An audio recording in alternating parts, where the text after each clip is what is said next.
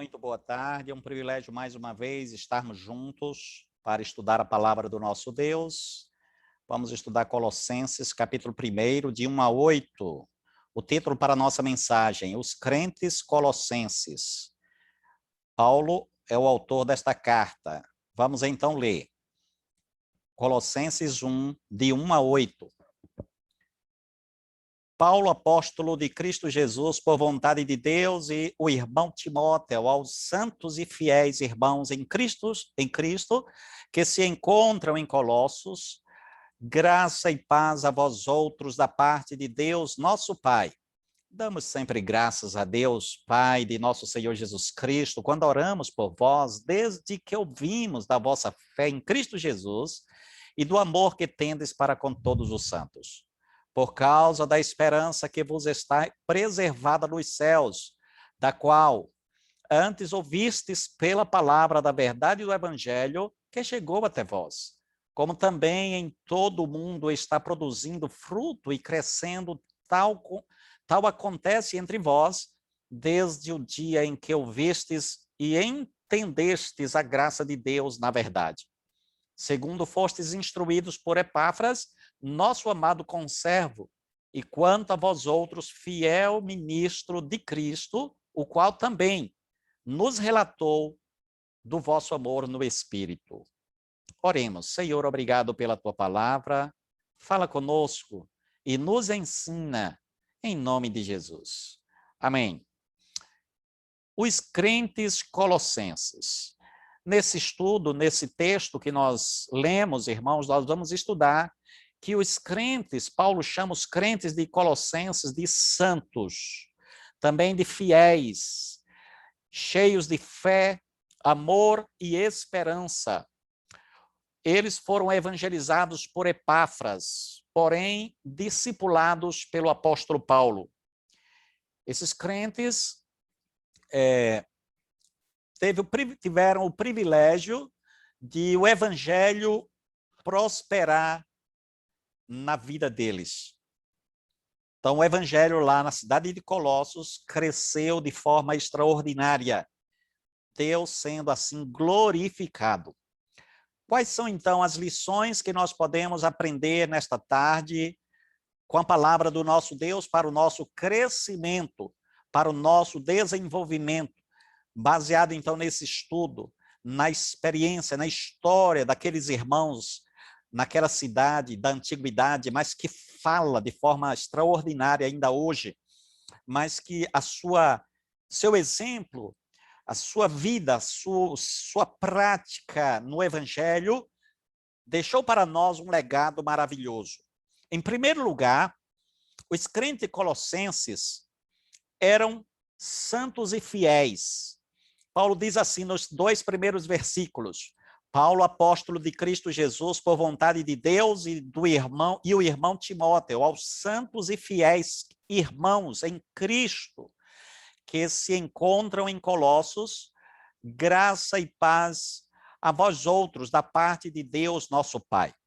Então, em primeiro lugar, para começo de conversa, nesta carta que Paulo escreve a partir de uma prisão, muito provavelmente ele estava em Roma, aprisionado, ele escreve esta carta a estes irmãos nesta cidade, que não foi ele, inclusive, fundador daquela igreja, mas provavelmente um homem chamado Epáfras. Epáfras também era daquela cidade, mas era um homem fiel, um evangelista, um pregador, um homem valente, corajoso, pregador do evangelho do Senhor, de tal maneira que Paulo soube da fé daqueles irmãos. O próprio Epáfras levou as boas novas, como aqueles irmãos eram cheios de fé, de amor e de esperança. Portanto, Paulo era apóstolo de Cristo, ele mesmo diz, Paulo, apóstolo de Cristo, por vontade de Deus, e o irmão Timóteo. Aqui, então, nós vemos que Paulo mostra a sua credencial. Como apóstolo, ele tinha autoridade espiritual. Era um homem autorizado por Deus, não só para evangelizar, mas para discipular e escrever em nome de Deus as verdades do evangelho, e para aquela igreja foi uma bênção maravilhosa. E para toda a cristandade, para nós hoje. Porque quando nós lemos essa carta, nós somos consolados, edificados, encorajados, fortalecidos. Paulo era um homem de Deus, o apóstolo, um dos apóstolos do Senhor. Ele tinha esta autoridade espiritual para ensinar, para falar. Ele falava a verdade, pregava a verdade, pregava o verdadeiro evangelho. E Paulo tinha companheiros, irmãos, com quem ele podia contar. Não tem nada melhor do que o pastor com auxiliares, auxiliares que amavelmente se submetem ao seu pastorado, à sua direção, à sua orientação, né, debaixo da palavra de Deus, debaixo da autoridade, claro, do Espírito Santo. O pastor, ele é animado, encorajado quando irmãos fiéis, como foi o caso aqui de Epáfras, como foi o caso de Timóteo, que era um discípulo da fé de Paulo. Estes irmãos eram auxiliares de Paulo, e não há nenhum registro de insubmissão, de rebeldia, de intrigas. Pelo contrário, Paulo elogia esses dois irmãos. Paulo fala bem deles, aquela igreja, e por isso que, inclusive, Timóteo entra aqui como coautor, como auxiliador de Paulo. Paulo diz para aqueles irmãos que eles eram santos e fiéis. O texto diz assim: aos santos e fiéis irmãos em Cristo que se encontram em Colossos, graça e paz a vós outros, da parte de Deus, nosso Pai. Santos significa separados, separados do mundo. Aqueles irmãos foram separados porque antigamente eles viviam para o pecado, eles viviam para este mundo, para os prazeres da carne. Eles viviam para esta vida, mas agora eles vivem para a glória de Deus. Eles foram separados pelo próprio Deus, ouviram o Santo Evangelho, creram no Senhor Jesus Cristo, e o Espírito Santo agora os separa para viverem para a glória de Deus. Eles eram compromissados. Paulo chama eles ainda de fiéis, santos e fiéis. Fiéis significa compromissados, íntegros, estudiosos da palavra, crentes de oração. É isso que significa fiéis. Aqueles homens, aqueles irmãos e irmãs da cidade de Colossos, os crentes, eram crentes fiéis, crentes comprometidos, crentes consagrados, cheios do Espírito Santo, cheios da graça de Deus, e que estudavam, gostavam de estudar, se esmeravam, se dedicavam. Isso é uma bênção para o pastor. Não tem nada mais importante para o pastor, não tem nada mais confortador em saber que a sua igreja é uma igreja amada e comprometida, é uma igreja de crentes fiéis, que são íntegros, que estudam a Bíblia, que oram, que participam dos cultos, participam das reuniões. É claro que Deus se alegra muito mais, se agrada muito mais. A igreja precisa ser assim. O povo de Deus precisa ser fiel. O povo de Deus precisa ser consagrado, cheio do Espírito Santo. E esta consagração e este enchimento do Espírito Santo é fruto de uma vida de comunhão com Deus. Porque comunhão com Deus é muito mais do que apenas participar de um culto, é muito mais do que participar de uma reunião. Comunhão com Deus é ter vida com Deus diariamente, através da oração, através do estudo da palavra, de uma dedicação com as coisas espirituais, com as coisas de Deus. Segundo lugar, os crentes são cheios de fé, amor e esperança. Conforme está lá no versículo 3, leia aí, por favor, comigo, 3-5. Damos sempre graças a Deus, Pai de nosso Senhor Jesus Cristo, quando oramos por vós. Desde o dia que ouvimos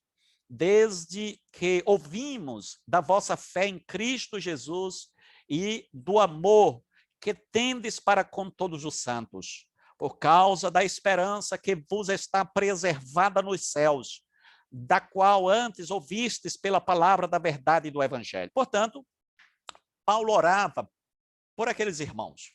Ele orava e agradecia. Ele orava agradecendo pela vida de todos eles, dos irmãos colossenses. É assim que nós devemos proceder. É assim que nós devemos orar, agradecendo. Você já orou agradecendo pela vida dos irmãos? Você agradece a Deus pela vida de cada um dos irmãos? Nós precisamos aprender a fazer isso. Agradecer a Deus pela vida de cada irmão, pela vida do pastor, pela vida de toda a comunidade. Paulo diz assim: damos sempre graças a Deus, Pai de nosso Senhor Jesus Cristo, quando oramos por vós. Era assim que Paulo se expressava diante de Deus e falava, transmitia para aqueles irmãos. Nós agradecemos muito obrigado, Senhor, pela vida dos meus irmãos. Muito obrigado pela vida de cada um. Eles são importantíssimos. Eles são uma bênção. Eu te agradeço pela vida deles. Paulo diz ainda que aqueles irmãos, né, que eles eram irmãos de fé. Os colossenses eram irmãos de fé. Ele diz isso no versículo 4, desde que ouvimos da vossa fé em Cristo Jesus. Os colossenses, portanto, eram cheios de fé. Presta atenção.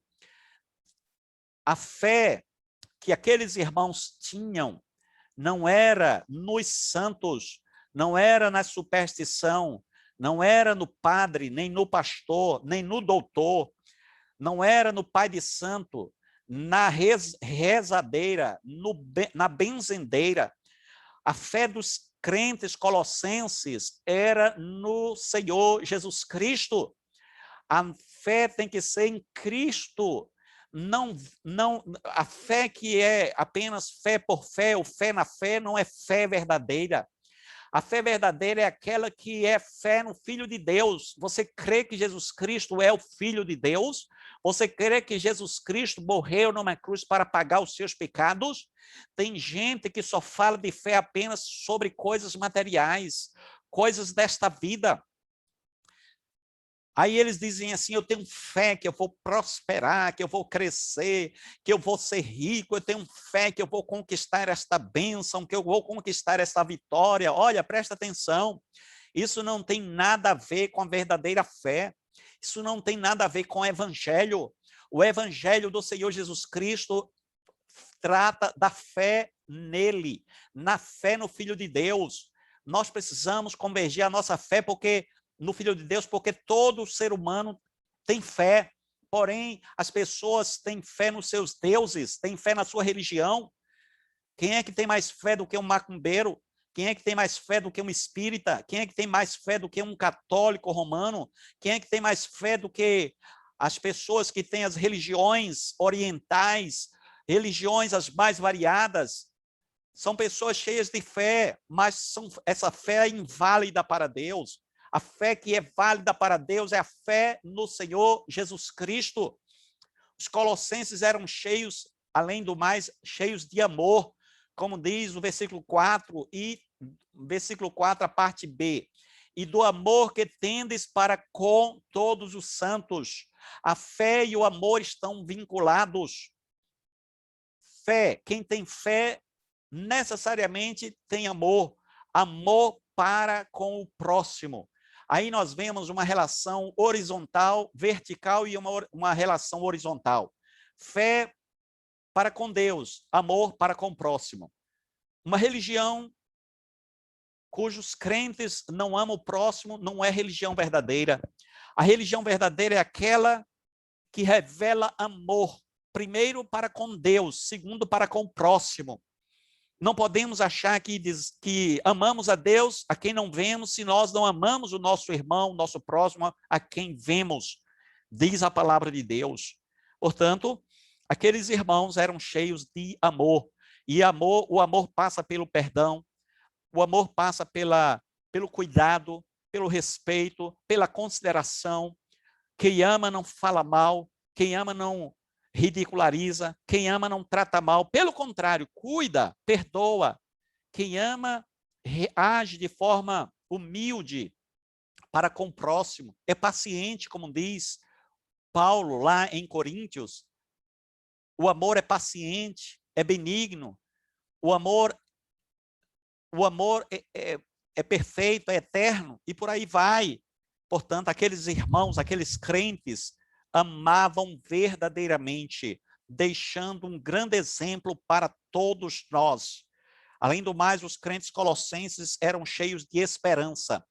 Como diz o versículo 5, por causa da esperança que vos está preservada nos céus, da qual antes ouvistes pela palavra da verdade e do evangelho. A palavra esperança, irmãos, aqui é sinônimo de certeza.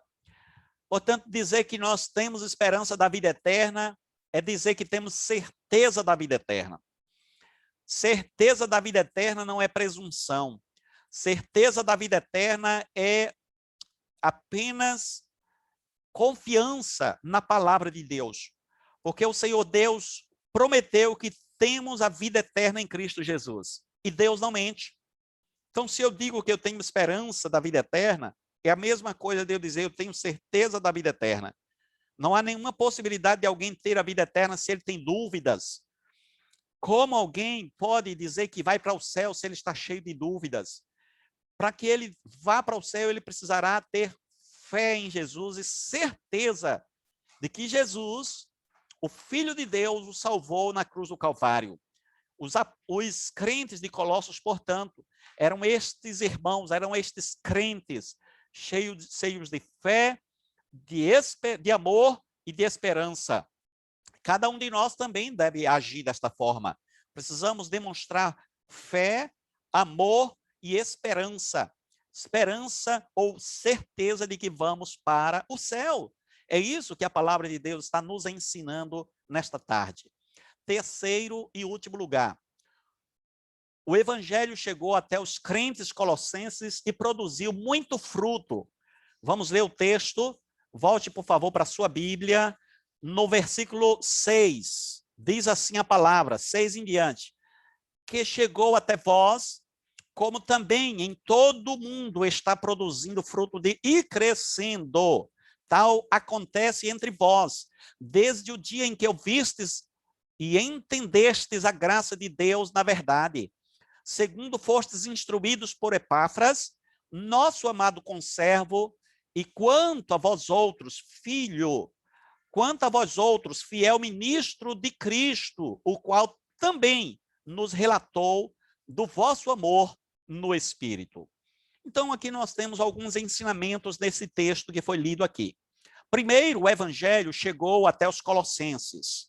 Que bênção! Eu fico imaginando um povo esquecido, um povo que vivia na região da sombra da morte, um povo que vivia chafurdando no lamaçal do pecado, um povo que estava longe dos caminhos do Senhor, um povo que vivia apenas para esta vida, para este mundo materialista, pensando nas coisas daqui e de agora, um povo que tinha religiões falsas, que adoravam ídolos, um povo que adorava outros deuses.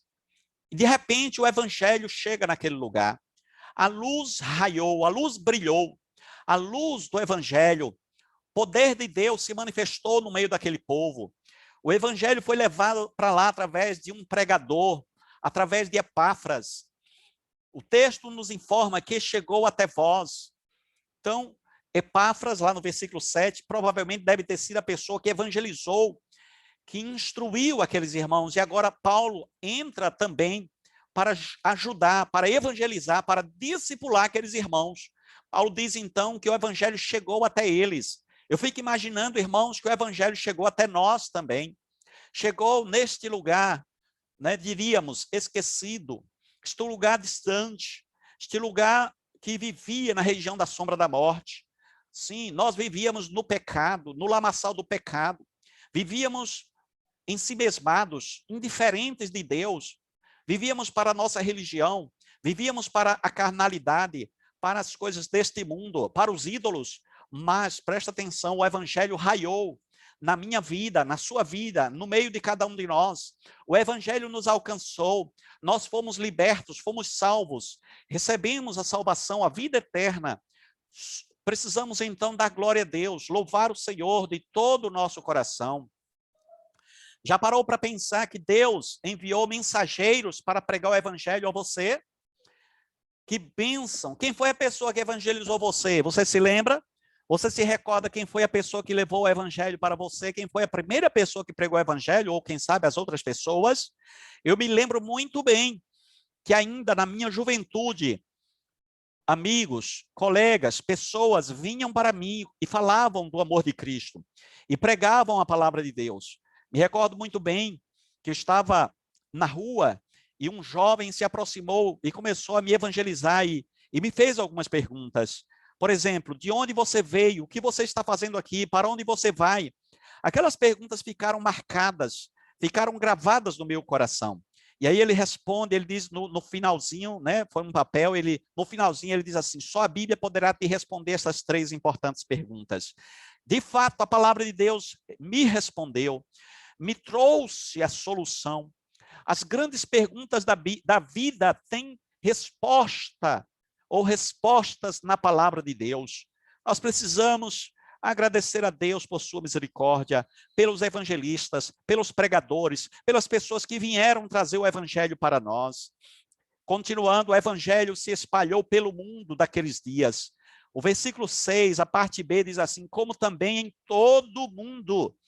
Imagine que o evangelho foi para Colossos e foi também para outras cidades daquela região. Então, no mundo civilizado daquela época, o evangelho já chegou, o evangelho se espalhou. E o que dizer de hoje? Será que o evangelho já se espalhou pelo mundo? Eu creio que o evangelho já alcançou grande parte deste mundo. Eu creio que o evangelho que as pessoas do mundo já ouviram o evangelho pelo menos uma vez. Talvez, quem sabe, ainda haja pessoas que não ouviram, daí porque precisamos pregar, precisamos anunciar, precisamos falar do amor de Deus, do santo evangelho do Senhor Jesus Cristo, para que as pessoas sejam libertas, transformadas, salvas, saiam da ignorância, sejam transportadas do império das trevas para o reino do Filho do seu amor. Nós precisamos continuar evangelizando, falando como fazia Epáfras, como fazia Timóteo e o apóstolo Paulo. Nós precisamos hoje pregar o evangelho, continuar pregando o evangelho, porque apesar de o evangelho já ter chegado a nós, tem muita gente que precisa ainda ouvir o evangelho, nem que seja 2, 3, 4, 5, 10 vezes, nós precisamos continuar pregando, porque certamente nós ouvimos o evangelho muitas vezes, até nós nos convertermos, até sermos convertidos pelo Senhor. Terceiro e último lugar do nosso estudo nesta tarde. O evangelho produziu muito fruto. Leiamos então a partir do versículo 6, a parte B. Está produzindo fruto e crescendo, tal acontece entre vós. Sim, o evangelho cresce de forma extraordinária.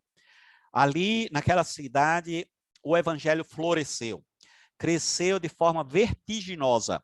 E Paulo conta isso, fala isso alegremente, maravilhado. O evangelho cresceu. Aliás, a palavra de Deus diz que o evangelho cresce. O Senhor Jesus Cristo contou várias parábolas para dizer que o evangelho cresce, cresce e cresce. Por exemplo, na parábola do semeador, ele diz assim, outra caiu, enfim caiu em boa terra e deu fruto, que vingou e cresceu, produzindo a 30, a 60 e a 100 por um. Marcos 4:8. Portanto, o evangelho, quando ele cai em boa terra como uma semente, ela produz, e ela produz muito fruto, a 100, a 60 e a 30 por um. O Senhor conta ainda a parábola do grão de mostarda, dizendo que aquela árvore, certo? O reino dos céus é semelhante a um grão de mostarda que um homem tomou e plantou no seu campo, o qual é, na verdade, a menor de todas as sementes e crescida é maior do que todas as hortaliças e se faz árvore, de modo que as aves do céu venham aninhar-se nos seus ramos. Portanto, o reino dos céus é como uma semente de mostarda, minúscula, mas se torna uma árvore, né? É uma hortaliça que parece uma árvore. E, finalmente, temos a parábola do fermento. A mulher vai fazer o bolo, coloca o fermento na massa, e aquele fermento leveda a massa, cresce, faz crescer aquela massa. O reino de Deus é assim. O evangelho é assim, ele não fica parado, ele cresce cada vez mais. Os colossenses ouviram e entenderam a mensagem do evangelho. Paulo diz assim: desde o dia em que ouvistes e entendestes a graça de Deus na verdade. Presta atenção, nos dias de Paulo, nos dias da igreja colossenses, havia muita seita, e especialmente uma seita gnóstica, que não entendeu o verdadeiro evangelho. Daí ele espalhar heresias destruidoras. É exatamente o que acontece nos nossos dias.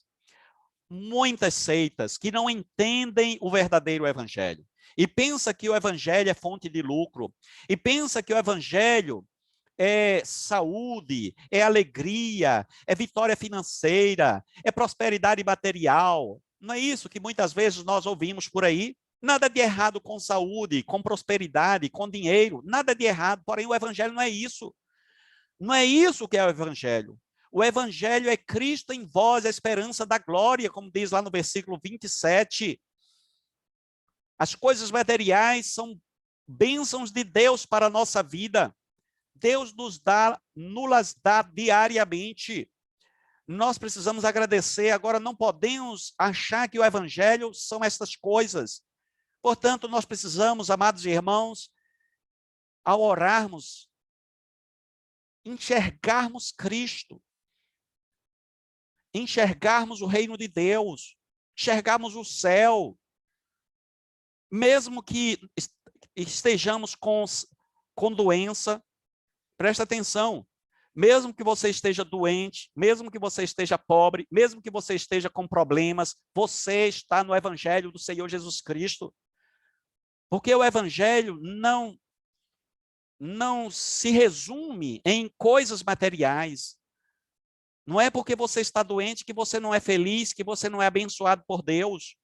Não é porque você está pobre que você não tem a bênção de Deus. Não tem nada a ver. Nós temos que entender que o evangelho vai além destas coisas. E não significa dizer que quem tem saúde, quem tem riqueza, está salvo, está no reino de Deus.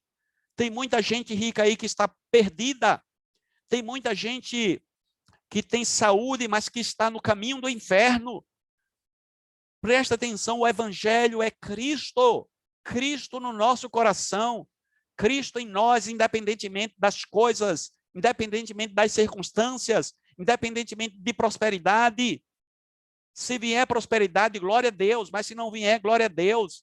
Se tiver saúde, glória a Deus, mas se não tiver, glória a Deus também. Porque mesmo assim a gente vai para o céu. E tem muita gente que tem dinheiro e não vai para o céu. Tem muita gente que tem saúde e não vai para o céu. Nós precisamos entender que evangelho é Cristo. É o poder de Deus na nossa vida. É a graça de Deus. É o Senhor Jesus Cristo. É o Espírito Santo no nosso coração. Irmãos, quem ensinou o evangelho àqueles irmãos foi um irmão chamado Epáfras. O versículo 7 diz assim: segundo fostes instruídos por Epáfras, nosso amado conservo, e quanto a vós outros, fiel ministro de Cristo. Epáfras era um conservo. Epáfras era um auxiliar de Paulo. Epáfras era um homem comprometido com a oração, com a pregação do evangelho, com a consagração. Presta atenção. Todo pastor precisa de auxiliares. Todo pastor precisa de irmãos e irmãs comprometidos, consagrados, que oram, que ajudam, que auxiliam, que são fiéis, que evangelizam. Todo pastor precisa. Como pastor, eu preciso da ajuda de vocês, do auxílio de vocês, para que juntos nós possamos pregar este evangelho, discipular, levar o reino de Deus mais avante.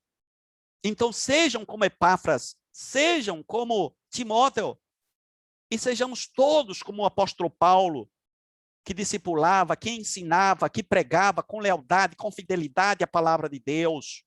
O próprio apóstolo Paulo dizia: sede meus imitadores, como eu sou de Cristo.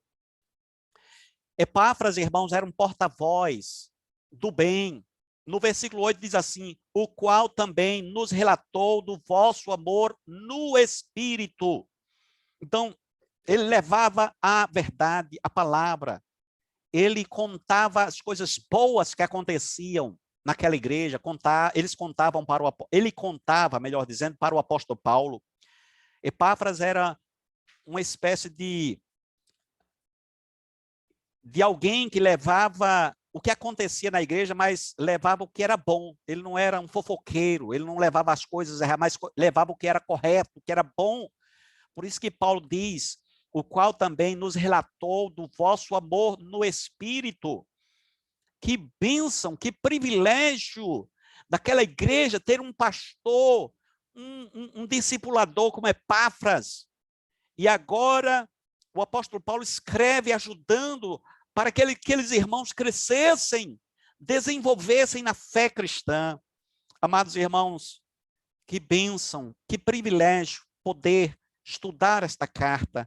E eu gostaria de encerrar falando que aqueles irmãos colossenses, eles foram evangelizados, eles foram discipulados, evangelizados por Epáfras, discipulados pelo apóstolo Paulo.